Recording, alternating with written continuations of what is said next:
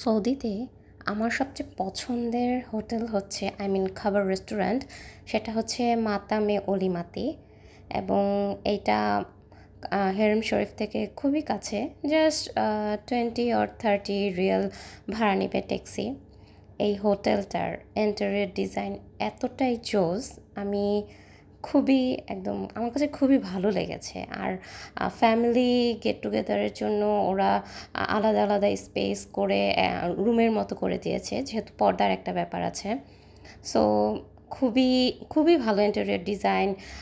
তারপর স্পেশালি ওদের খাবারটা ট্রেডিশনাল বিভিন্ন খাবার যেগুলো খুবই মজা। আমরা অর্ডার করেছিলাম ক্যাপসা অ্যান্ড মাকদুদ। এখন যেটা স্ক্রিনে দেখলাম আমরা, সেটা হচ্ছে গিয়ে মাকদুদ। পাশে খাচ্ছিল, ওটা থেকে আমরা ছবি তুলেছি, আমাদেরটা আমরা তুলিনি। আর এইটা এইটা হচ্ছে গিয়ে তাদের ট্রেডিশনাল একটা ডেজার্ট। এই ডেজার্টটা এতটাই মজা, মানে এই মাতামে অলিমাতিতে যে ডেজার্টটা আমরা খেয়েছি, এটা হচ্ছে, এটার নাম কুনাফা।